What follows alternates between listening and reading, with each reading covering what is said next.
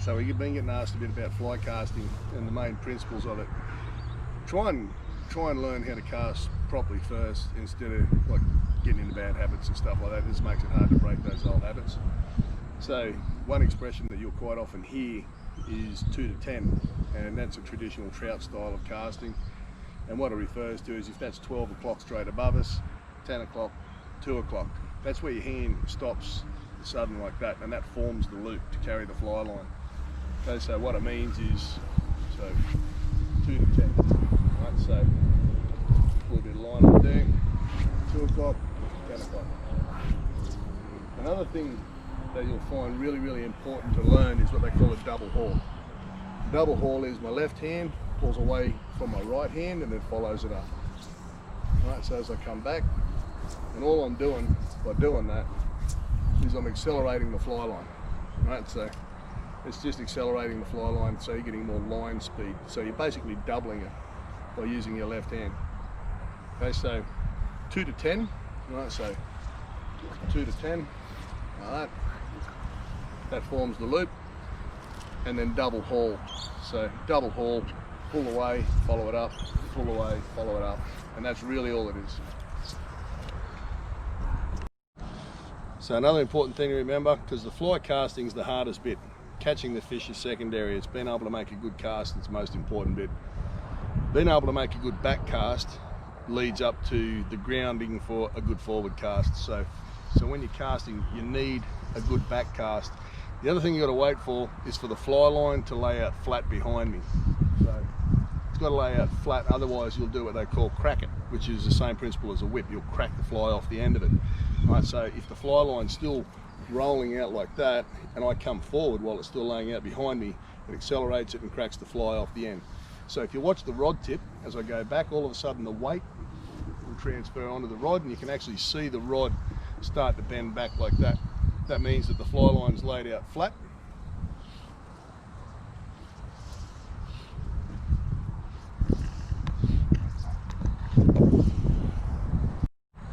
Another thing that's important is not to what they call break your wrist. Breaking your wrist is basically doing that, and it opens your loop.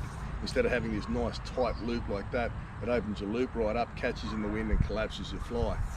So if you have troubles with stopping yourself from breaking your wrist, you can put a piece of rope around the butt of the rod onto your forearm there, so that all of a sudden it makes the whole forearm, makes it more leverage, more power. Another thing that's related more to trout is the overhead, like being very upright with the rod like that. And a lot of people, if they drop it down to the side like that, they get condemned for it. But Rod Harrison showed me this a long time ago. If you lever your elbow off your hip, it'll actually generate a hinge point, a more powerful hinge point. So you can actually shoot it faster like that. And it abbreviates, it's like a jab punch. It's not like a big, long, drawn out slap in the face. It's like a jab punch like that. So that's what this is all about, is being able to generate power with abbreviated movements. So if you want to go overhead, if you feel more comfortable, obviously overhead casting is good when you've got lots of vegetation around you and you've got to keep your fly up in the air like that so it doesn't get caught in bushes and all that sort of stuff. But if you need to, drop your arm down and you'll actually get a much more abbreviated cast. Okay, something else is pretty important to remember when you're choosing a fly line or fly or whatever, is that the weight of the fly is not what you're casting. It's the fly line is the actual weight that you're casting. Now this section here is the butt section of this fly line. This is a weight forward floating fly line, right? So that's a little narrow piece of the butt section, and this is the head. All right, so you can see the difference in diameter of the head in comparison to the butt. Now the heavier, obviously the heavier the head, the further it's going to cast for you. It's going to roll out better and it's going to drag your fly through the air better. So that's a very important aspect of the whole fly thing, is to remember that you're not casting the weight of the fly, you're casting the fly line, and the fly is disconnected to the end of it. Really important to remember, you don't need, I've been fly fishing for about 25 years, but you don't need to fish for that long to be able to cast okay. The young fellow, he's only just started to take up fly fishing now, and I made a made a deal with him that once he can cast to 70 feet, I'll take him fly fishing. So I have to take him fly fishing now.